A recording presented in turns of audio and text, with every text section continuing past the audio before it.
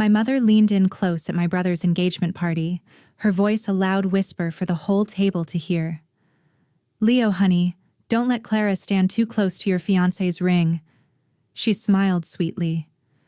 "You know how desperate people can get." The table went silent. Every eye was on me. My own mother, painting me as a thief in front of my future sister-in-law's family. But for the first time, I didn't feel the familiar sting of shame. I just smiled back. She had no idea what was coming. My name is Clara, and I'm 26 years old. For most of my life, I was the family's artistic disappointment. My older brother Leo was the star. He was pre-law, ambitious, and he followed every single rule my parents set. He was their perfect reflection. I was different. I just wanted to make things. While he was up late studying for his college entrance exams, I was in my bedroom, lit only by the glow of a computer screen, teaching myself how to code and build websites from scratch.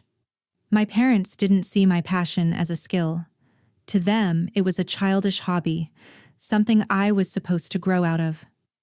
They had a life plan for me, printed and laminated in their minds. A good business school, a sensible job in an office, and a predictable, stable future. My dream wasn't part of their plan. It was an inconvenience, so I was never the brilliant son or the perfect daughter. I didn't get a fancy degree from a university they could brag about, and I definitely didn't get a parent-funded apartment after college. But I had something they couldn't understand, something they couldn't control. I had a fire they thought they'd put out years ago. Has your family ever treated you like this? Share your story below. I want to hear it. The final explosion happened on my 18th birthday. We were at a stuffy restaurant my father liked, the kind with white tablecloths and waiters who looked down on you. At the end of the meal, my parents didn't give me a gift. They gave me a thick, formal envelope. My dad slid it across the table. "Happy birthday, Clara." I opened it. Inside were 2 glossy brochures and acceptance letters to 2 different business schools. Schools I'd never even heard of, let alone applied to. I looked at them, confused. "What is this?" "We filled out the applications for you," my father said, puffing out his chest with pride. "It's time to get serious about your life." My mother chimed in, patting my hand. "We just want what's best for you, honey." I felt a cold calm wash over me. I gently pushed the envelope back across the table. "Thank you," I said, my voice even. "But I'm not going." I took a deep breath. "I told you what I want to do. I'm going to build a career in web development and graphic design." My father's face went from pale to beet red in seconds.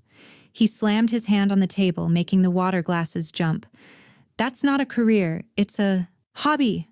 We didn't raise a starving artist." My mother tried to smooth things over, but her words were just as sharp. "You'll thank us for this one day, Clara. Your brother is setting a real example for you to follow. He understands responsibility." The air crackled with tension. Then came the ultimatum. "You will enroll in one of those schools by Friday," my dad said, his voice dropping to a low, dangerous tone.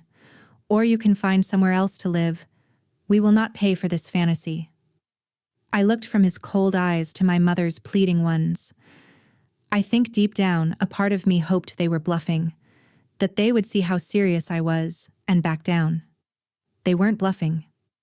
I went home, walked up to my room, and packed a single duffel bag with a few changes of clothes, my laptop, and its charger. I didn't pack any photos. I didn't take anything they had ever given me. When I came back downstairs, they were waiting in the hallway like 2 stone statues. My father reached into his wallet and pulled out 2 crisp $100 bills. He didn't hand them to me. He shoved them into my hand. "Don't come back until you're ready to admit you were wrong," he said. I looked at the money, then at his face. I didn't say a word. I just turned and walked out the front door, letting it click shut behind me. It was a cool night, and the streetlights seemed impossibly bright. I walked down the driveway and didn't look back. I didn't shed a single tear. The hurt was too deep for tears. It had hardened into resolve. The next 8 years were a masterclass in being erased. I couch-surfed for a while, worked 3 part-time jobs, and spent every spare second building my skills and my client list. I started with small local businesses, a bakery, a yoga studio. I was barely making rent, eating instant noodles most nights, but I was doing it. I was building my own life, brick by painful brick. But to my family, I was a ghost. The first major blow came about 2 years after I'd left. I was scrolling through a cousin's social media late one night, and I froze. There they were, my entire extended family, smiling in front of a huge Christmas tree in my parents' living room. My aunts, my uncles, my cousins, and my brother Leo, right in the center. Everyone was there, except me. I hadn't even known it was happening. I called my mom the next day, my heart pounding. I tried to keep my voice light. "Hey, it looked like you guys had a nice Christmas." There was a pause. "Oh, honey," she said, her voice dripping with fake sympathy. "It was a formal thing. We didn't think you'd have anything appropriate to wear, given your situation." Given my situation, it was her polite way of calling me poor, of saying I didn't belong. The call ended quickly after that.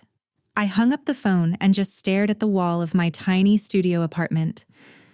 It wasn't just that they didn't invite me.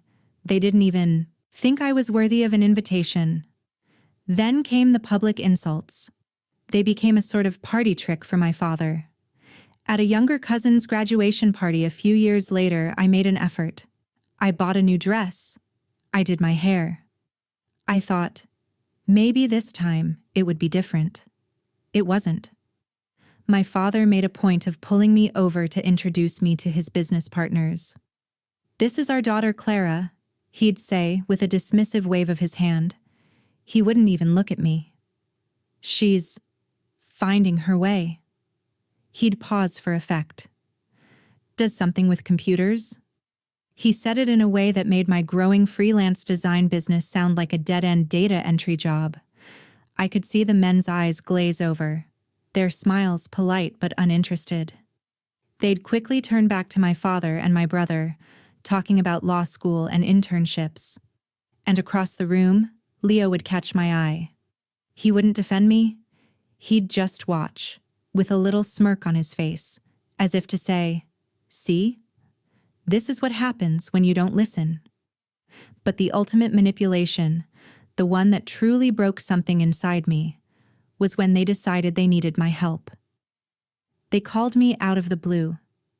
My mother's voice was syrupy sweet.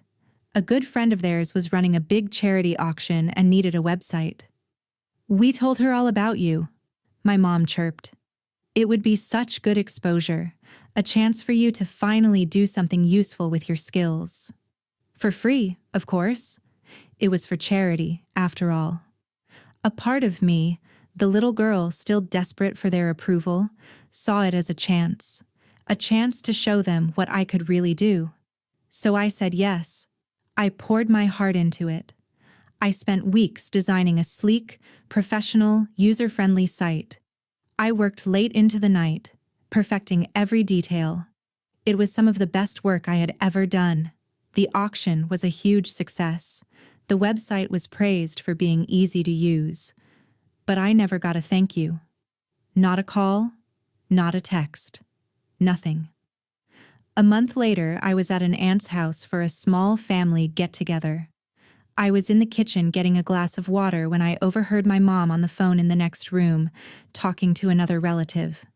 "Oh, the website was fabulous, wasn't it?" my mom was saying, her voice full of pride. "Yes, it was a huge help. Leo's friend from his firm helped us set it up. He's just so brilliant with technology, that boy." My blood ran cold. I stood there, hidden by the doorway, unable to move. They hadn't just ignored my work. They had erased me from the story completely and given my brother the credit. That was the moment the hurt died. And something else, something cold and sharp, took its place. What they didn't know was that every insult, every exclusion, every single cut was fuel. They thought I was a struggling artist, barely scraping by in a sad little apartment. They had no idea that my little computer hobby was consuming my life in the best way possible. That free website I built for their friends' charity? It wasn't just a favor. I used it as a live beta test for a revolutionary new user interface I was designing, a streamlined, intuitive system for online fundraising platforms. The data I gathered from that favor was priceless.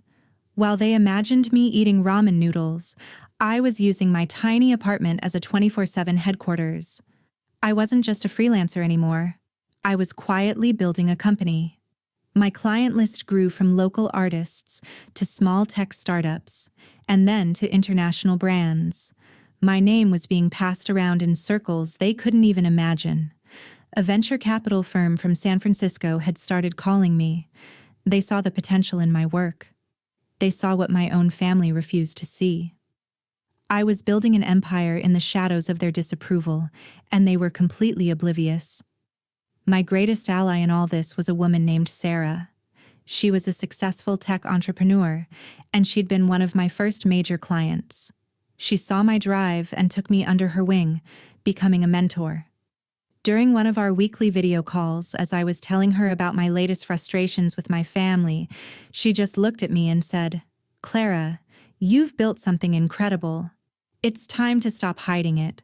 Stop letting them define your success. When are you going to own it?" Her words hit me hard. Just as I was considering them, my phone buzzed. It was my mother. Her voice was practically giddy. She and my dad were throwing a massive 30th anniversary party at an expensive country club. And, after years of being left out, she was graciously inviting me. "Please try to dress nicely, dear," she said, her voice laced with that familiar condescension. "All of our important friends will be there." The invitation felt less like an olive branch and more like another test I was meant to fail. The final push came from my brother. A few days before the party, Leo sent me a text. It was short and to the point. "Mom and Dad are really stressed. Just come, smile, and don't embarrass them, okay? Don't embarrass them." That was it. That was the breaking point. The years of being pushed down, of being made to feel small and worthless, all crystallized in that one arrogant text message. That very same day, I received an email I had been waiting for. It was from a major tech journal. They wanted to run an exclusive feature story on me and my company, which had just secured its first round of major funding. The journalist asked when would be a good time to publish. I looked at the calendar. A smile spread across my face. The timing was perfect. I told them the publication date was set for the morning after my parents' party. I walked into that anniversary party feeling like a different person. I wasn't the broken 18-year-old they'd kicked out. I was a CEO. I wore a simple, elegant designer dress I'd bought that afternoon, a dress that probably cost more than my first car. The shock on my parents' faces was immediate and deeply satisfying. "Oh, Clara," my mother stammered, looking me up and down. You clean up so well." It was the only compliment she could manage. The evening was a parade of self-congratulation. There were endless toasts to my parents' success, their long marriage, their beautiful home. Finally, my father took the microphone for the main speech. He spoke about his business, about building a legacy, and about his immense pride in his son, Leo, the future lawyer. Then he gestured vaguely in my direction, a lazy flick of the wrist. "And we love our daughter Clara too, of course," he said to the crowd of 200 people. "She's found her own little path." The pity in his voice was so thick you could cut it with a knife. The crowd gave a soft, sympathetic little chuckle. The poor, lost daughter. When he finished his speech and the applause died down, I stood up. I walked calmly to the front of the room. A few people looked surprised. I reached for the microphone my father had just set down. "May I say a few words?" I asked, my voice clear and steady in the sudden silence. I turned to my father. "Dad, I'm so glad you brought up legacy, because 8 years ago, you kicked me out for choosing my own." I let that hang in the air for a second. I could see my mother's smile freeze on her face. I looked directly at them, making sure they could see my eyes. "That little path you're so ashamed of? That hobby with computers?" I took a breath. "It's a company. It's called Artisan Verse." I could see confused murmurs ripple through the crowd. My parents' friends looked at each other, then back at me. "And as of last week," I said, my voice ringing with a strength I didn't know I had, "after our first round of seed funding, my company was valued at $30 million. A collective gasp went through the ballroom. It was an audible rush of air. My parents' faces went from smug and proud to sheet white in an instant. Leo looked like he'd been physically punched. His mouth was hanging open. I gave them a small, tight smile. "The full story, with all the details, will be in TechCrunch tomorrow morning," I said. But I wanted my family to hear it from me first. I turned my gaze back to my parents, my voice softening just a little, but with a new edge of steel. "So thank you, Mom and Dad. Forcing me out was the greatest gift you ever gave me. It made me build my own legacy instead of just being a footnote in yours." I didn't stay to see the fallout. I placed the microphone gently on the podium, gave a small final nod to my stunned, silent family, and walked out of the ballroom. I didn't run. I walked, my head held high, the sound of my heels clicking on the polished floor the only sound in the dead silent room. I didn't look back. As I stood outside in the cool night air, waiting for my car, my phone started buzzing relentlessly. A missed call from my mom, then my dad, then Leo. I looked at their names on the screen, then calmly deleted the notifications without listening to a single voicemail. The air felt clean. For the first time in my life, I felt truly light. My life wasn't about them anymore. It was about what I had built. Not just a company, but a sense of self, a confidence that no one could ever insult or manipulate or take away from me again. Their world had just been turned upside down, but mine was finally standing straight. I finally understood I never needed their approval. I just needed my own. Success is the best revenge, but self-respect is the real prize. It took me a long, painful time to learn that, but I'm so glad I did. Your story deserves to be heard. Share it with us in the comments below.